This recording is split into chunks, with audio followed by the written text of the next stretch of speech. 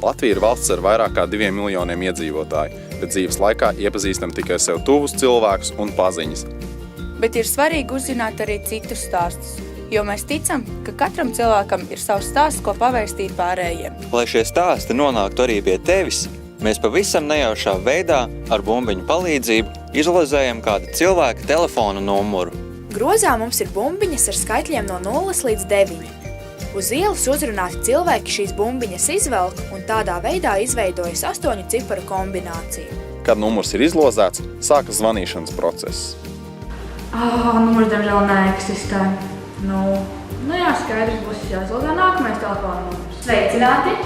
Šeit jums zvan Aiva Gailīte no raidījuma Katram ir savs stāsts. Sakiet, vai jums būtu laiks sarunai?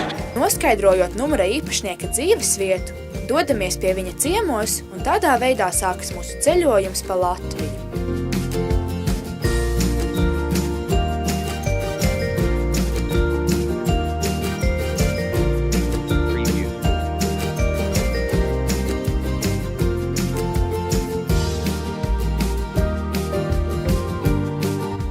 Šādā veidā stāsti nepaliek neizstāstīti, un gan tu, gan visa Latvija var uzzināt, ka mums apkārt dzīvo daudzi interesanti, radoši un pieredzes bagāti cilvēki.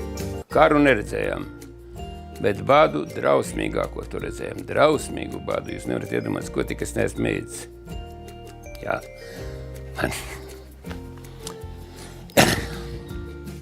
Man sirds taču ņaudās. Dziedu džesu. Dziedu. Trenējos džesu. 1. aprīlī pirms 3 gadiem atvedām strausus, un tad tāds aprīļa joks mums te sanācis, bet ne tikai joks, un tā arī sākām. Tu gribi būt profesionāls volejbolists. Tu gribētu būt Latvijas izlasē, vai, ja tev piedāvātu, tu arī brauktu prom, vai tu esi tāds patriots, kas palikt Latvijā? Ja piedāvātu spērt Latvijas izlasē, tad palikt. Varbūt ir kāds notikums, kas ir īpaši ieķēries atmiņā no tiem laikiem, kad bijāt ceļu policists?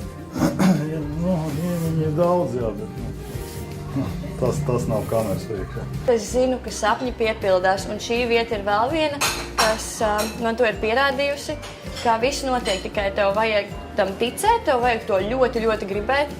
Tas arī vēl viens no maniem tādiem kā saukļiem, ka ja tu kaut ko ļoti, ļoti gribi, tad drīkst.